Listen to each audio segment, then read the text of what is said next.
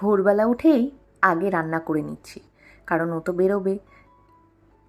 এবার মিঠির বাবাকে কি টিফিনে দেব সেটা নিয়ে হয়েছে মাথায় চিন্তা।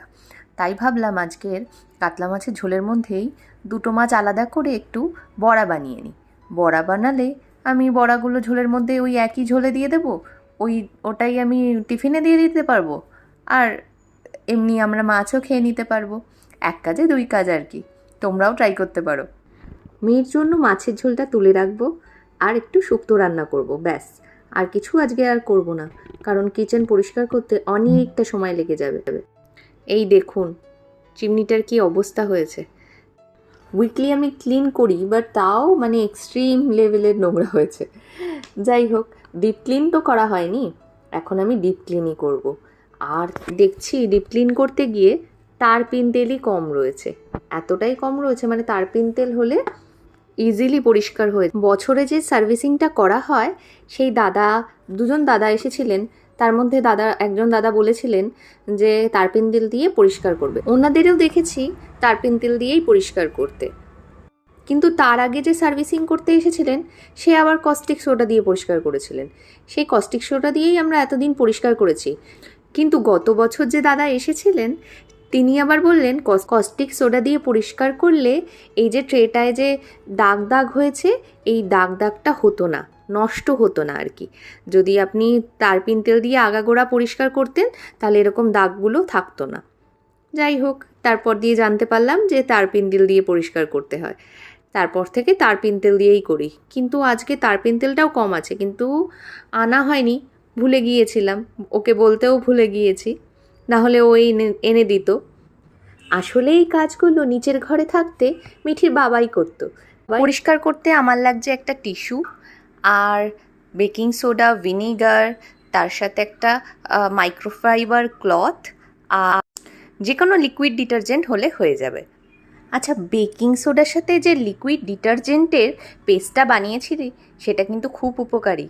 সেটা হোয়াইট জায়গাগুলোতে আপনি যদি লাগান তাহলে আপনার হোয়াইট জায়গাগুলো তো পরিষ্কার হবেই, সঙ্গে হলুদ যে কোনো স্টেন আপনার ইজিলি উঠে যাবে। একটু লাগিয়ে রেখে তারপর একটু ভিনিগার আর একটু গরম জল দিয়ে যদি আপনি পরিষ্কার করে নেন, দেখবেন একদম ঝকঝক করছে হোয়াইটটা। যাই হোক, আমি এই হোয়াইট দেয়ালগুলো ওভাবেই পরিষ্কার করি, তাই জন্য অতটা নোংরা ওখানে হয়নি। শুধু চিমনিটা আর অ্যাকোয়াগার্ডের উপরটা একটু তেল ছিটে পড়ে গেছে। 4-5 দিন পরপর পরিষ্কার করি, তো রেগুলার করি না, যেহেতু 4-5 দিন পরপর পরিষ্কার করি ওই জন্য একটু হালকা চিটে ভাবটা হয়ে যায়। কিন্তু চিমনিটা কিন্তু ডিপ ক্লিন অনেক দিন পরে করলাম, প্রায় 1.5 মাস। দেখুন ওই পেস্টটা কিন্তু মাইক্রোফাইবার ক্লথে নিয়ে আমি চিমনির ভেতরেও একটু লাগালাম। একদম এত সুন্দর ক্লিন হচ্ছে তেলগুলো, সেটা আপনারা ইউজ না করলে বুঝতে পারবেন না। যদি আপনারা ইউজ করে আমাকে অবশ্যই জানাবেন। আমার বেকিং সোডা পেস্টটা প্রায় লাগানো কমপ্লিট। এবার কিছুক্ষণ একটু রেখে দেব, ততক্ষণ যে চিমনি ট্রেটা আমি ভিজিয়ে রেখেছিলাম তারপিন তেলে, সেগুলো এখন পরিষ্কার করে নেব। তারপিন তেলটা অনেকটাই কম হওয়ায় দেখুন খুব একটা ভালো পরিষ্কার হয়নি। এইটা আমাকে ঘষেই সেই তুলতে হবে, খুব মুশকিল। এই টিস্যু থাকলে কিন্তু অনেকটাই সুবিধা। টিস্যুগুলো দিয়ে আমি প্রথমে তেলগুলোকে তুলে নেব, তারপর আচ্ছা যাওয়ার সময় নিয়ে যাবে ব্যাগটা, কেমন?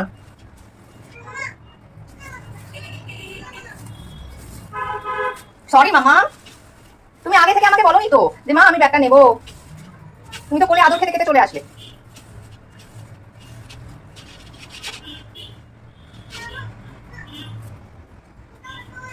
আচ্ছা নাও এবার কাজ করো, তুমি ড্রয়িংটা করো দেখি, নাহলে তো ড্রয়িংটাই হবে না। সোনা আপসেট হলে তারপর কাম ডাউন হয়ে যেতে হয়। মামা সরি বলেছে না, সরি হলে। টিস্যু দিয়ে তেলগুলো তোলার পর এরপর উপর থেকেই আমি একটু বেকিং সোডা আর একটু ভিনিগার, তার উপর থেকে একটু গরম জল দিয়ে দেবো, তাহলে যদি একটু পরিষ্কার হয়ে যায়, আশা করি হয়ে যাবে। আর তারপর একটু ঘষলেই ঠিক হয়ে যাবে। আর আজকে দেখুন, আজকে আমি একটু কাজ করছি, তো আজকে আমার মেয়েটা খুব কান্নাকাটি করছে, ওর মুড সুইং হচ্ছে, আমি বুঝতে পারছি। সামান্য একটু ব্যাগ নিয়ে এসেছে বললে তাই নিয়ে কত কান্নাকাটি, আমি মোটেই কাজ করতে পারছিলাম না। কিন্তু যাই হোক, ভিডিওটাও আমাকে বানাতে হবে, আজকে যখন শুরু করেছি শেষ তো করতে হবে, তাই না? মাঝে গিয়ে ওকে আমি স্নান করিয়ে দিয়েছি, স্নান টান করিয়েই আঁকতে বসিয়েই হয়েছে মুশকিল, তারপর থেকেই শুরু হয়েছে কান্নাকাটি। কি হয়েছে? আর তো কষ্ট পাবার কথা নয়। ওমা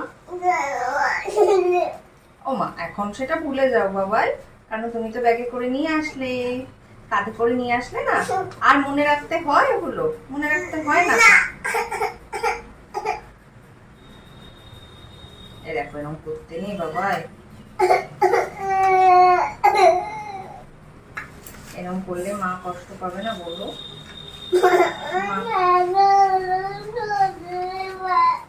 তুমি তো আমার কোলে ছিলে, তুমি তো আগে থেকে আমায় বলোনি, বলো যে মা আমি আনবো ব্যাগটা, তুমি প্লিজ এনো না, তাহলে কি আমি আনতাম বলো?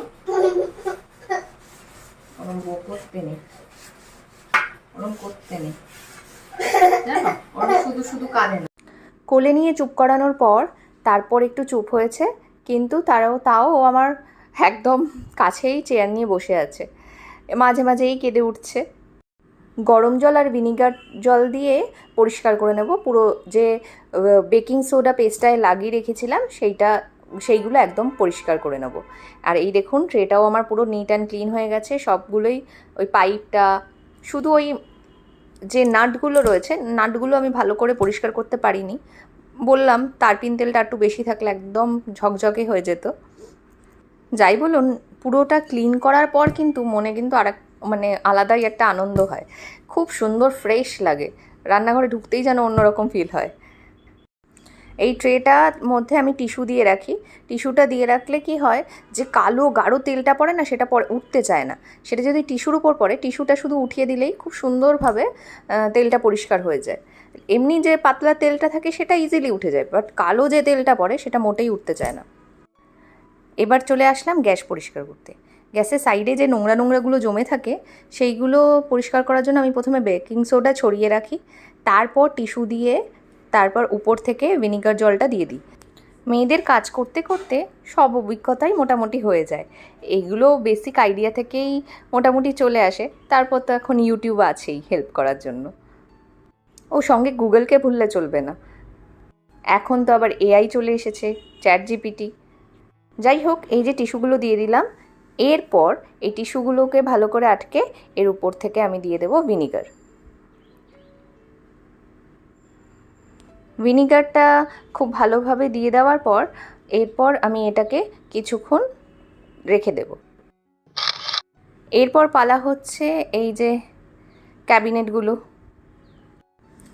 ক্যাবিনেটগুলো পরিষ্কার করতে বেশি সময় লাগবে না, শুধুমাত্র কাগজগুলো তুলবো আর নতুন করে কাগজ সুন্দর করে পেতে দেব। আগে আমি বাটার পেপার পেতে দিয়েছিলাম, বাটার পেপার পাতায় একটু সরে সরে যেত, তাই জন্য আমি আর্ট পেপারের যে শক্ত পাটটা হয়, আই থিঙ্ক কার্ডবোর্ডও বলে এটাকে, ওটা কিনে এনেছি। আর এই যে ট্রেগুলোকে আমি ভিনিগার জল দিয়েই ভালো করে মুছে নেব, ভেজা ন্যাকড়া দিয়ে মুছে, তারপর একটু শুকনো ন্যাকড়া দিয়ে মুছে নেব ভালো করে। দেখুন মোছাও হয়ে গেছে। এই যে আপনাদের বলছিলাম কার্ডবোর্ডের কথা, শক্ত যে আর্ট পেপারের অংশ, এইটাকে আমি এখন সাইজ করে পুরো কেটে নেব আমার ট্রেস সাইজ অনুযায়ী। আপনারা আপনাদের ট্রেস সাইজ অনুযায়ী কেটে নেবেন, কেটে সুন্দর করে আটকে দেবেন, দেখবেন এটা সরবেও না, আর জিনিসটা আরও ভালো থাকবে। নিচে না আর যেগুলো নেট বা জালি জালি যেগুলো আছে সেখানে যদি দিয়ে দেন, তাহলে কি হবে, নিচে কোনো জিনিস পড়েও যাবে না সহজে। তো এই জিনিসটা করে আমি খুব উপকার পেয়েছি, বাটার পেপার দিয়েও আমি উপকার পেয়েছি, কিন্তু বাটার পেপারটা পাতলা তো সরে যায় সহজেই, কিন্তু এটা সরবে না সহজে। দেখুন আমার কাটা প্রায় কমপ্লিট, এবার এগুলোকে লাগিয়ে নেব। লাগানোর পর আপনাদের দেখাচ্ছি কেমন লাগছে।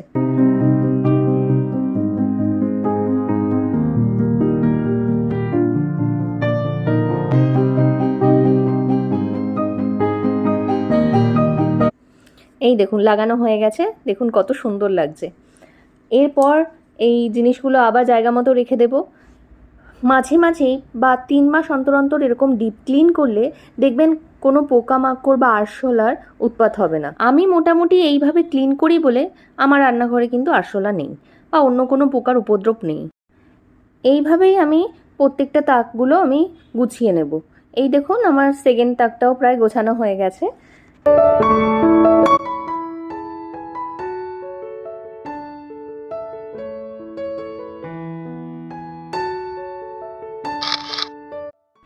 এরপর চলে এলাম ডিশ রাখার ক্যাবিনেটে।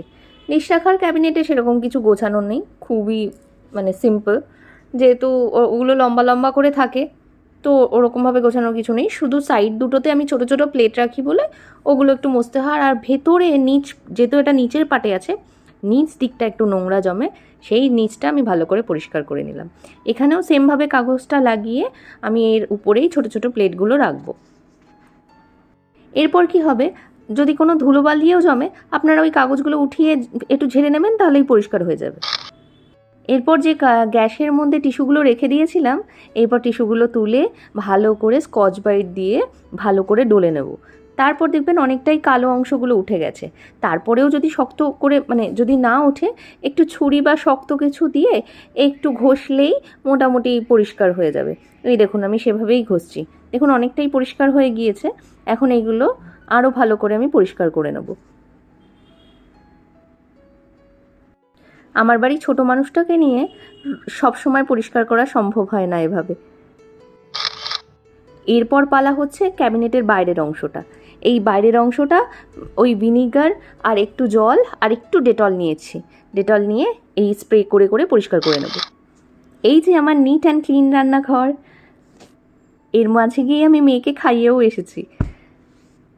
ভিডিওটি কেমন লাগলো জানাবেন, এবং ভালো লাগলে লাইক সাবস্ক্রাইব করতে কিন্তু ভুলবেন না। Thank you so much for watching. Bye.